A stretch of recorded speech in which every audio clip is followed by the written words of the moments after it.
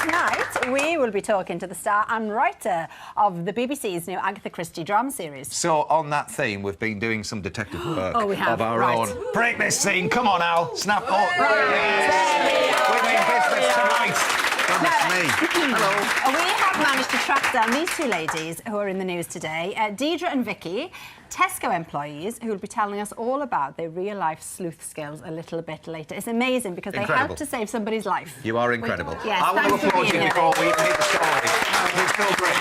We'll see you shortly towards the end of the programme. But before all of that, we thought that we would turn our attention to some of the unsolved cases that have hit the headlines today. We're going to start with, if you're a bit squeamish, look away now, because this one's all about a mystery snake. This terrifying 8-foot boa constrictor was found by a woman in Liverpool in her bathroom. An 8-foot boa constrictor in your bathroom. The police were called to try and collect the creature. Obviously, they were left flabbergasted as to how on earth it got in there. I don't even think there was a window. At the toilet. It came up the loo. It came up the loo. It couldn't have got through the plug hole. I don't even like when the toilet flushes when I'm sitting on it, let alone a snake. Nobody knows where it came from, how it got there.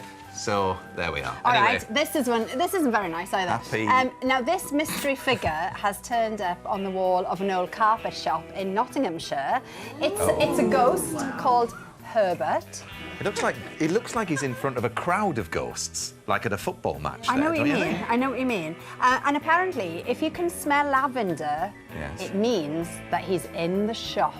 Nobody knows who Herbert is or was. Or why is that? Well, he just loves carpets. Or maybe, who knows? Why on earth Herbert is visiting still. But anyway, our guest tonight is himself a man of mystery. I think I can smell lavender.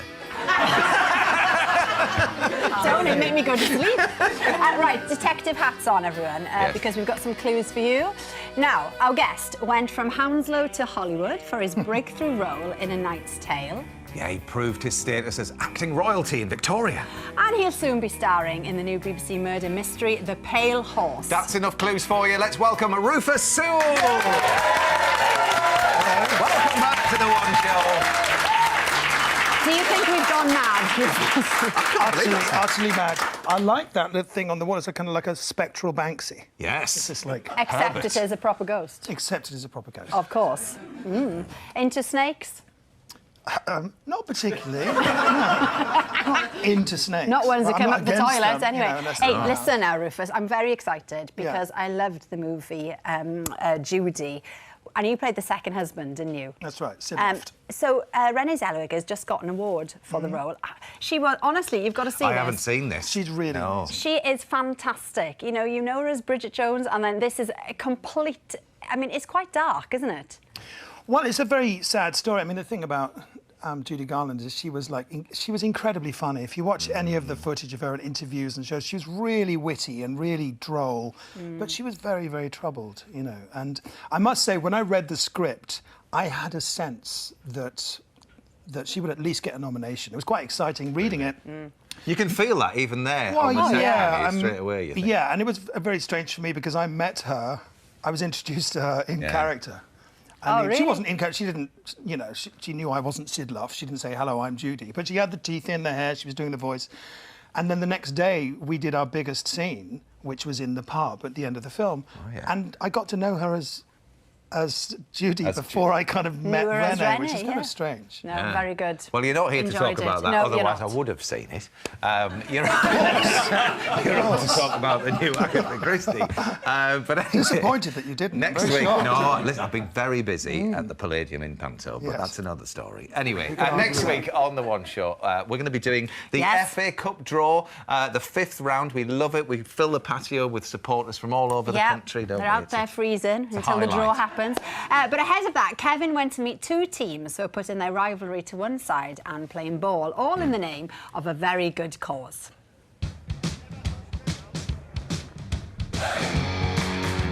It's one of the most eagerly anticipated games in the football calendar, the 3rd round of the FA Cup, with Liverpool taking on locals Everton at Anfield. And not only are the fans bringing a fierce, long-standing rivalry, but today they'll also be carrying something else. Scran, and lots of it. More people in the Northwest are relying on food banks than anywhere else in the UK. Wow, wow, wow, so much food. So die-hard Evertonian Dave Kelly, Come on, you Blues! and staunch Liverpool fan Gary Wolfew are putting their football rivalries to one side to tackle food poverty in Merseyside.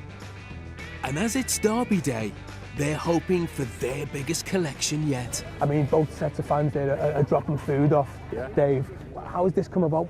We'd seen food banks were struggling in the city, so in November 2015, stood outside Goodison Park with a wheelie bin, and for the last 4 years, we've locked up outside the stadium and collected food. Thank you very much, thank you. It's not about football, it's not about rivalries, it's about helping the community. Obviously, you're working together today, hand in hand, side by side. Come kick-off, will you be sitting next to each other? No. No. Straight no there, straight in there, Dave, with a no. I will have the absolute pleasure of sitting with 8,000 other Evertonian supporters, all cheering the mighty Blues on to victory. Quick prediction on the score, Gary. 1-0, I think. Well, I think only fools predict the result of Derby. With just an hour till kick-off, the atmosphere is buzzing and donations are rolling in from both the Reds and the Blues. What have you donated today? Tea bags, coconut milk, soap. That's a whole shopping list you brought in there today, isn't it? I've got some milk in there. Bit of everything really, the stuff, staple foods that everybody needs every day. On the pitch, the rivalry speaks for itself, but out of the pitch, we're all people at the end of the day. People are relying on it for one reason or another. It doesn't matter what colour you are. At the end of the game, regardless of the result, will you both be together? I think there'll be a deafening silence because there's a likelihood one of us is going to be deeply upset. All the donations are in and it's time for kick-off. After 90 minutes, Gary's prediction of a 1-0 Liverpool win comes true. Get in! Meanwhile, over at North Liverpool Food Bank, Dave's not impressed with the result on the pitch. You all right? Good mate, how are you? Miserable as sin. But it has been a victory for the food bank. Gary and Dave have collected over a ton of food. That's double what they usually get on match days. As you can see from what we've experienced today, their generosity continues to blow our mind. Manager Simon Huthwaite says donations from today's game will provide 3 days of food for 90 people in crisis across North Liverpool. Last year we turned over around 90 tonnes of food, and the food that we collect at Everton and Liverpool home games accounts for 25% of our food income for the year. Yeah. So that's the equivalent to 3,000 people being fed by just ordinary guys going the match week in, week out. I think that's the last one, that time we can go home. Dave wants other football fans around the UK to follow their lead and set up collection points at every major ground. Our ultimate goal is for every single supporter attending every single game to donate 1 tin of food and 2, eliminate food poverty. Oh, cheers, Kevin. Honestly, wasn't that fantastic? Absolutely. Dave, Gary, Simon, everybody in that film, and just the generosity there. You know, it's the heartbeat of Britain. The thing is, though, if they did it for all football games, imagine. Wow. 90 tonnes of food in a year from that ground. Yeah. So, if you could multiply that up, what a superb thing to try and champion. Absolutely. This is a stat for you, though. Apparently, there are more food banks now in the UK than McDonald's. So, I know. There are about 1,300 McDonald's and over 2,000 food banks. And, of course, these food banks all rely on volunteers like Shirley, who we've got with us. Now, we spoke to Shirley last year on the show. Shirley, you volunteer for the Pekin Food Bank. Now, we know we've had a great year and you've actually set up another initiative now, haven't you, called the Pantry? Yes, we have. So tell us about that, then. Well, the Pantry is a joint operation that is run in St Luke's Church, that's based in Peckham, and it's also part of Southwark Food Bank. So basically, it's giving people a chance to get low-cost foods, at a really, really reasonable price. It's a little shop. You go in with a little basket, pay $4.50, and you get over £15 worth of food. Wow. So dietary, things like that was a great concern with the food bank. And it gives people the dignity to actually be able to walk in on a low income and still shop. Yeah. Yeah, so it's brilliant. And we know you're helping more families than you were the last time you came to see us. Yeah, and, it's sadly to say, it's increased a great lot. We've seen more elderly people come in. It's just worldwide. It's all over. Well, Shirley, keep doing what you're doing. I will. Thank you. Now, Rufus, before we get on to Agatha Christie, which we're getting close to now, can't we? It is time to meet an artist whose works actually sound like something out of a murder mystery. Yes, his pieces include The Agony in the Car Park and Revenge of the Allison Girls. They're not, in fact, whodunit, but the works of the lovably eccentric Grayson Perry. Over to Adebanji. Grayson Perry is one of our most flamboyant and well-known artists, famous for his ceramics, which can sell for thousands. However, when he was starting out, he sold many of his pieces for very modest sums, and sometimes he even gave them away. In 2018, he came to visit the One Show to make an appeal to viewers in an attempt to find some of these lost pieces. The Holborn Museum in Bath is going to stage an exhibition in 2020 of my early work, and I thought it was a great opportunity to put a call out to people who might have an early piece of my work. As a result of the appeals, 50 members of the public have come forward with over 70 pieces of Grayson's early work.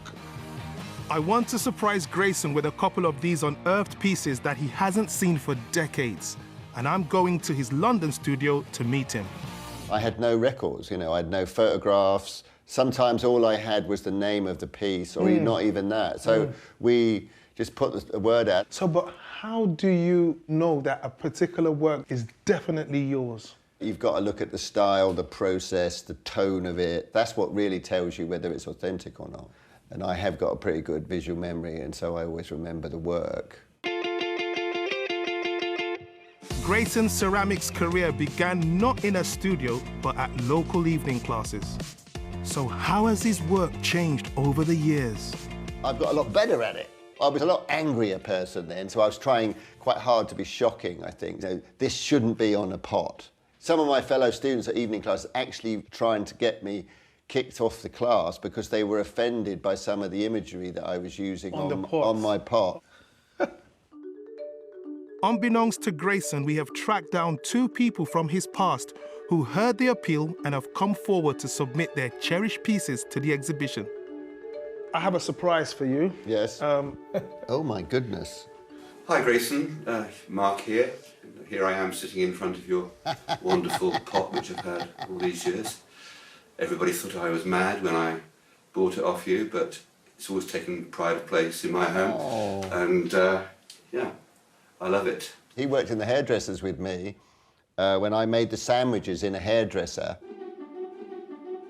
The owner of this rediscovered early work is retired hairdresser Mark Eden.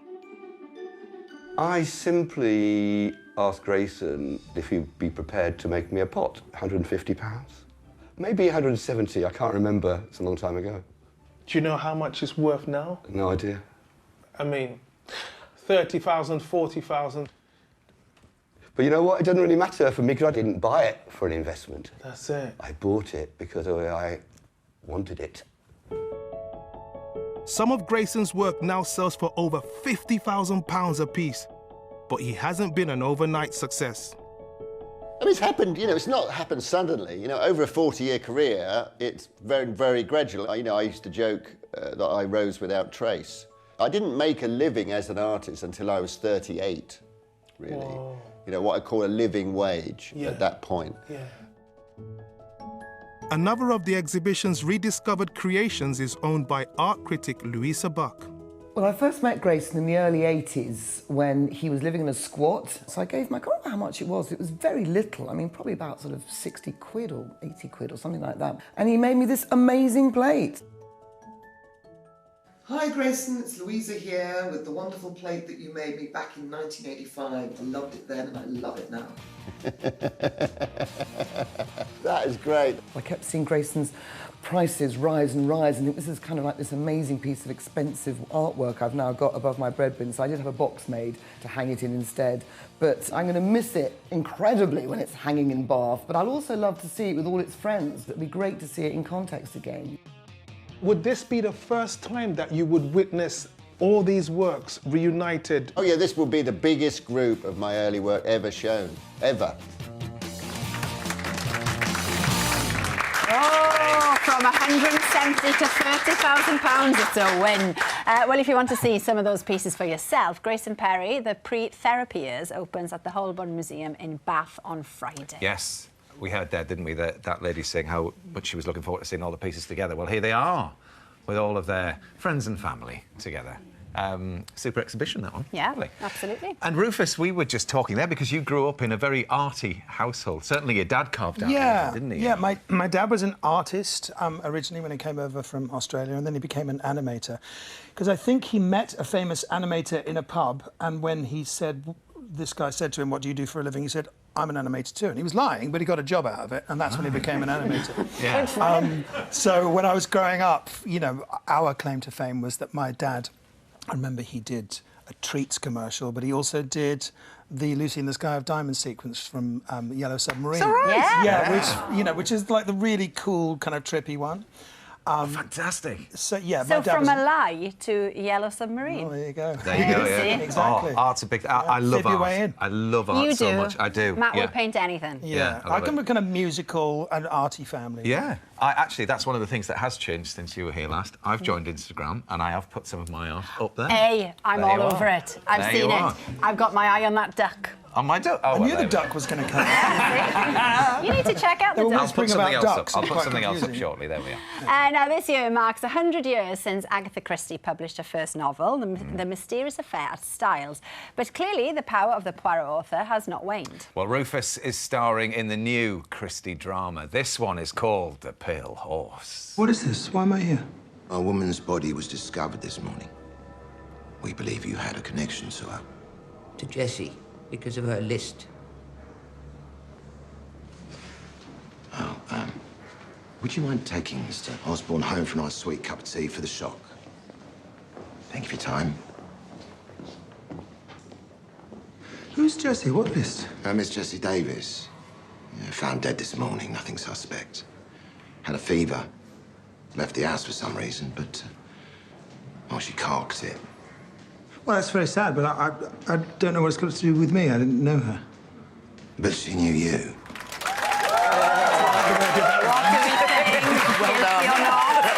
Also joining us now is Sarah Phelps, who's adapted this for the small screen. Welcome, Sarah. Good to see you.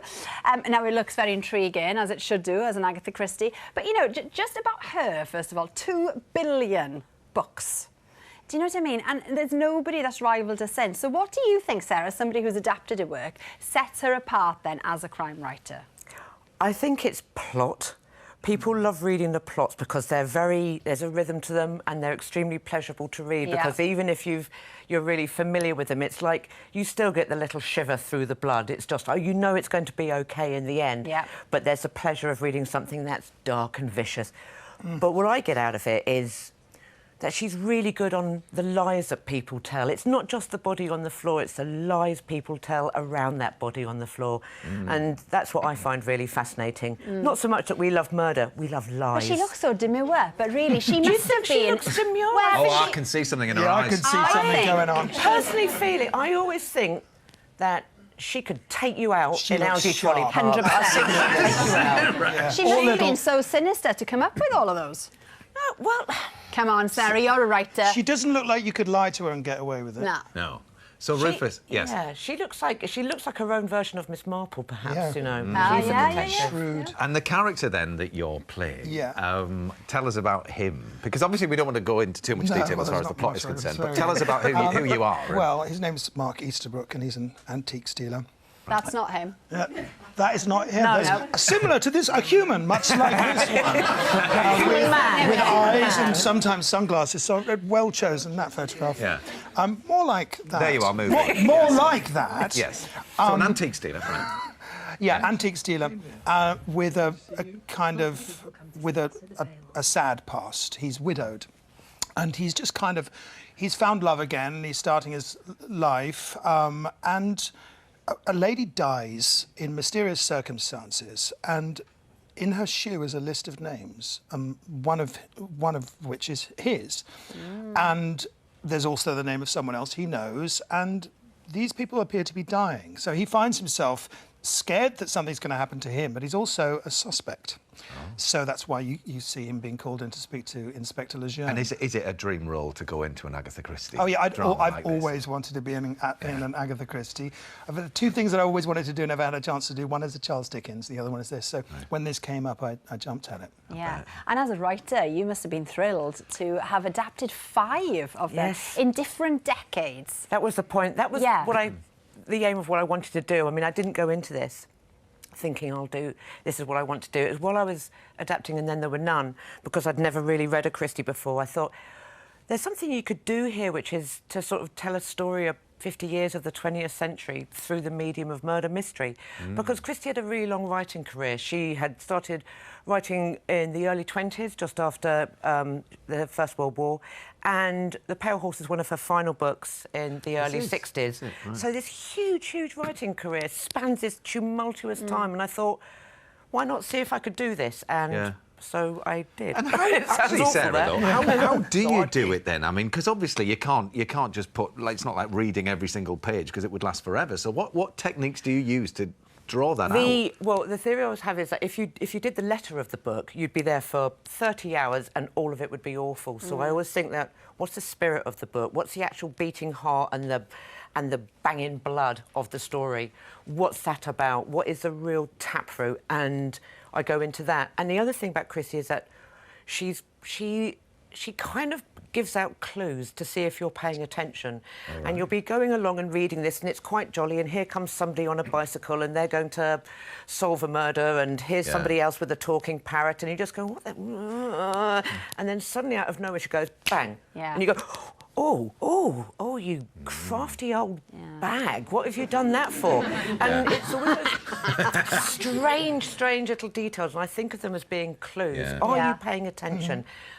Because sometimes you think there's the book that people want to read and the book she wants to write, and I think there's a bit of a clash between the two. I mean, you've got lots in common with her, because your speciality is killing people off. It does seem to be there. I mean, it does seem to be there. Many have died at my hand. Yes. Many have died at my hand. I'm the cruel hand of Phelps, yes. I wish I could do, like, you know, something nice and cheerful, but no, nothing like that, only death. Well, The Pale Horse will be on BBC One at the beginning of February. We're not sure when. Keep an eye out for the clues. That's part of the mystery of it all. Very good. Now then, Sarah, if you're looking for your next project, we think we may have found you a perfect story. Yeah, Bernard Cribbins has been delving into the crime vaults to investigate a real-life murder mystery. Have a look.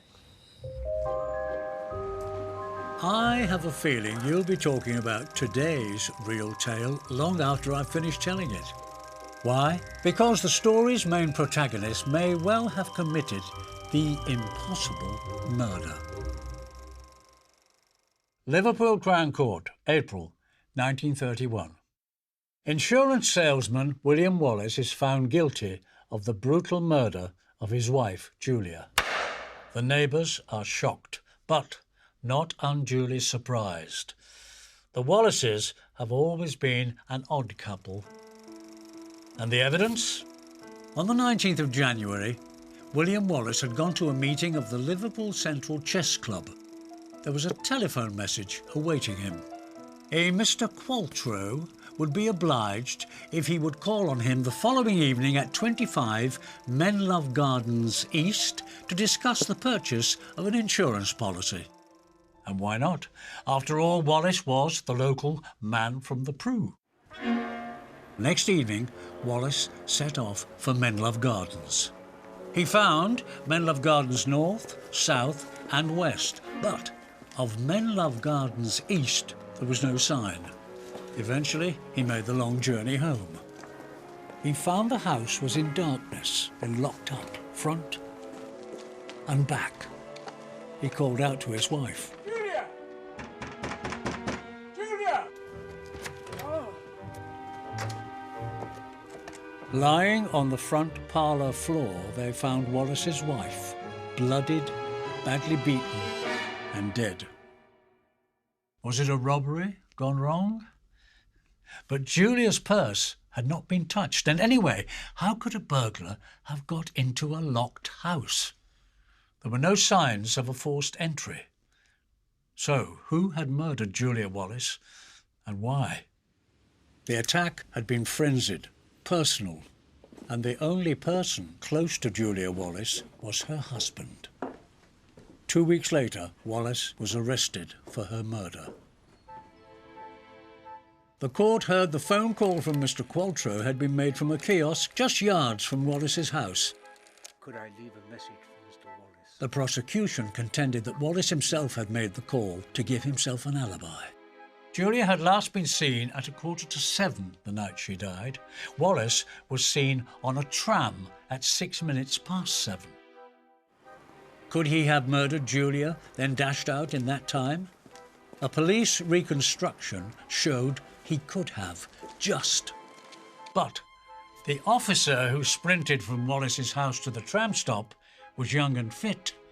Wallace was in his 50s and in poor health. Then there was the matter of the lack of blood on Wallace's clothes. The only blood found had been a small speck on the toilet bowl. The police had a theory. They pointed to a half-burnt, blood-stained mackintosh lying near Julia's body. Supposing Wallace had been wearing it and nothing else when he bludgeoned Julia to death. All the while, Wallace stood in the dock, detached, haughty. It took the jury just an hour to find him guilty. But Wallace took his case to the Court of Criminal Appeal. The Lord Chief Justice quashed the verdict on the grounds that it was not supported by the weight of evidence. Wallace walked from the court a free man. No one else was ever tried for the murder of Julia Wallace. It remains still an open case. So, did Wallace, after all, commit the impossible murder? Perhaps we should give the man himself the final word. On his deathbed, Wallace was visited by the junior defence counsel at his trial. He looked up at the young barrister, a sly glint in his eye. "Well, Sonny," he said, "we won, didn't we?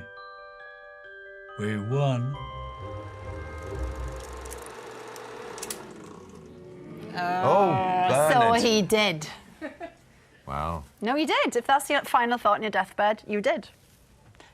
It's not a fact, by the way. I don't know what you wanted to say. I agree. Yeah. Now, moving on. There's two people who've been in the papers today with a really incredible story. We met them at the top of the show. Please welcome Deidre and Vicky. We've got some lifesavers here. Some lifesavers. So you both work in Tesco in Southend, and one day you kind of realised that you hadn't seen a particular customer for a couple of days. So tell us what's happened then, Vicky, go on. Yeah, so this lady comes in like daily, and like Dee had noticed that she hadn't been in for a few days. So do you want to tell them now? Yeah, so I just asked around and I said, has anybody seen the customer? And they were all saying, no. So I went into Vicky in the office. I was finished my shift and I went into Vicky and I said, I think I'll go and find out where this person lives. Yes. And both of us went down. We found out, went down, rang all the buttons on the doorbells and finally got through. When we got through... And what did you see when you got to the right door? We looked in the letterbox and the person was lying on the floor. Goodness. Yeah. Right. And was there for about 3 or 4 days. Oh, And goodness. lucky enough, we got her to the hospital and that. And, Yep. Yeah. And have you seen her since? We've gone up about 4 times. Oh, 4 times this year. Oh my gosh, how grateful she must be. And well, we've got her new clothes and that. Yeah. Yeah. So. Well, huge congratulations on doing that and taking the initiative to do that. Wonderful. And a lovely note to finish on. Thanks for coming in. Yeah, big thanks to all our guests tonight. And who's we got Tomorrow, tomorrow? Louis Tomlinson will be singing for us live. Hope you can See join you us. then. Good Bye. night.